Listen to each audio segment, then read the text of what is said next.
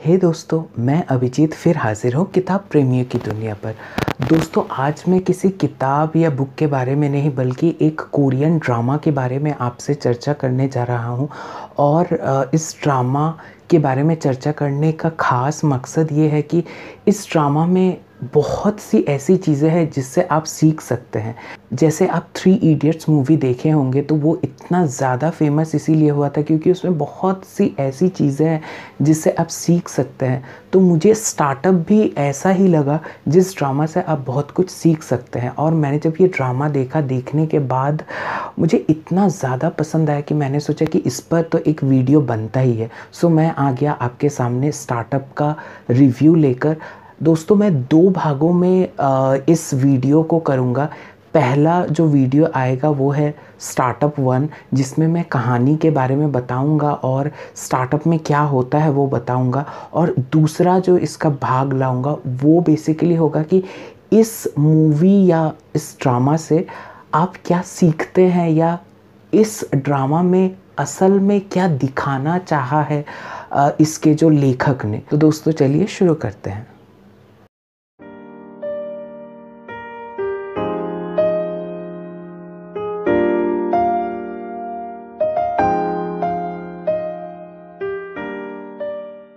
तो दोस्तों, कहानी कुछ ऐसी शुरू होती है कि इंजे और डालमी ये दोनों बहनें हैं और इनके माता पिता के बीच अनबन शुरू हो जाती है।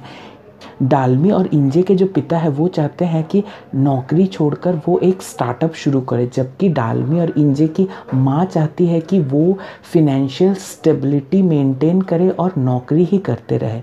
तो इसी कारण दोनों में डिवोर्स हो जाता है। अब इन दोनों बहनों को ये चुनाव करना पड़ता है कि वो अपने पिता के साथ रहेंगी या फिर माँ के साथ जाएंगी। तो एक तरफ इंजे जहाँ अपनी माँ को चुनती है और उसकी माँ जो है एक अमीर व्यक्ति से शादी कर लेती है, तो दूसरी तरफ डालमी जो है अपने पिता को चुनती है और अपने पिता के साथ रहती है। इसी बीच जीपियोंग नाम का एक लड़का जो है वो अनाथालय से अभी अभी आया है और उसे एक रहने का कमरा चाहिए और खाने के लिए भोजन चाहिए। तो डालमी की दादी जो है, जिनका कॉर्नडॉग शॉप है, वो जीपियोंग की मदद करती है, रहने और खाने को देती है। वो कॉर्नडॉग शॉप के पीछे जो है एक कमरा है, वहीं पर जीपियोंग के रहने और खाने का व्यवस्था करती है और जीपियोंग की वो मदद करती है, साथ ही साथ वो डालमी की भी मदद करना चाहती है। इसीलिए जीपियोंग को वो कहती है कि अच्छे बच्चे, क्योंकि डालमी अपनी बहन से दूर हो गई है इसीलिए तुम उसे चिट्ठी लिखना शुरू करो।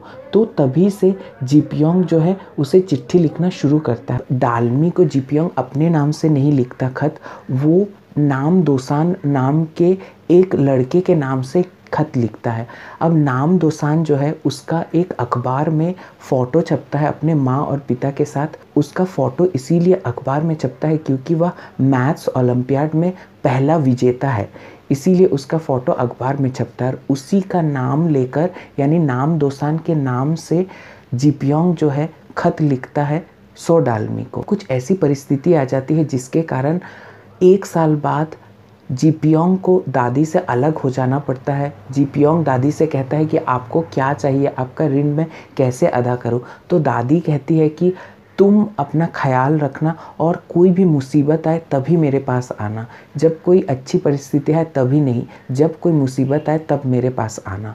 तो इसी तरह उनका बचपन कट जाता है। 15 साल बाद जब सभी बड़े हो जाते हैं तो एक दिन एक कॉन्फ्रेंस ऑर्गेनाइज किया जाता है जिसमें इंजे आती है एज अ चीफ गेस्ट और साथ ही साथ जीपियोंग भी आता है उसी कॉन्फ्रेंस में। तभी डालमी पूछती है कि क्या तुम अपने फ़ैसले से खुश हो, जो फ़ैसला तुमने लिया था।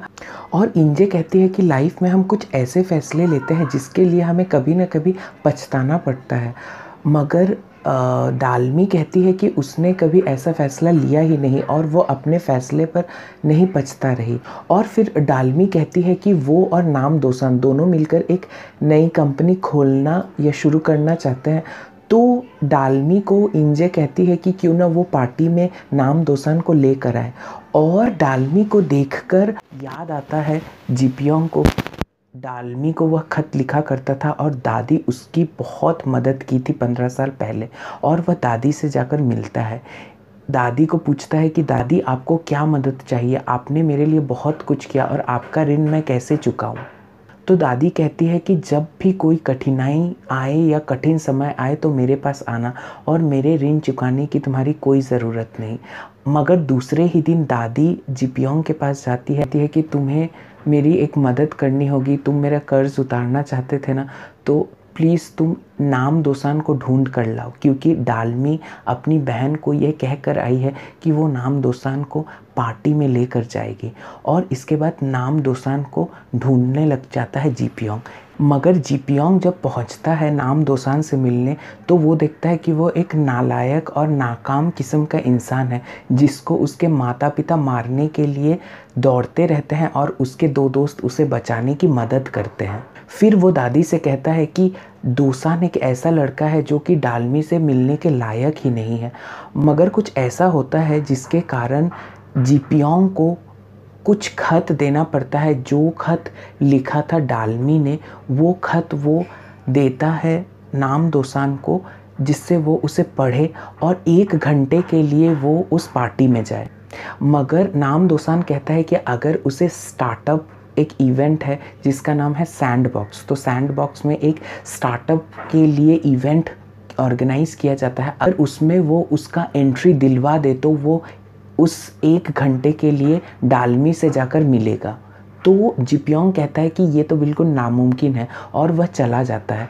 मगर खत पढ़ने के बाद नाम दोसान ये फैसला लेता है कि वो उस पार्टी में जाएगा और वो डालमी से मिलेगा, क्योंकि खत इतना ज़्यादा इमोशनल रहता है और उसमें डालमी ने इतने चीज़ें लिखी रहती है इमोशनली कि वह डिसाइड करता है कि उसे कुछ मिले या ना मिले, मगर फिर भी वो डालमी के पास जाएगा।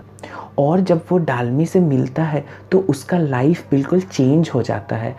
कहाँ एक तरफ जिपियोंग था जो कि इतना कॉन्फिडेंट एंड वेल एस्टेब्लिश्ड था, तो दूसरे तरफ दोसान है जो कि हेजिटेट करता है, बिल्कुल कॉन्फिडेंट नहीं है और वेल एस्टेब्लिश्ड भी नहीं है। पर फिर भी नाम दोसान के नाम से ही डालमी इतनी खुश रहती है और डालमी उसे थैंक्स कहती है, क्योंकि मुसीबत के दिन में उसी ने उसकी मदद की थी, इसीलिए वह उसे थैंक्स कहती है।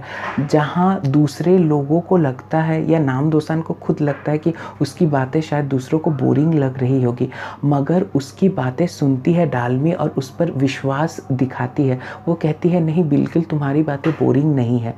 तो नाम दोसान को बहुत ज़्यादा अच्छा लगता है और इसी तरह कहानी आगे बढ़ती है। तो आपको अंत में ये पता चलेगा कि क्या डालमी असली नाम दोसान को चुनती है या फिर जिपियोंग को चुनती है, जो कि नाम दोसान के नाम से वह खत लिखता। क्या डालमी इंजे से जीतती है या इंजे से हार जाती है?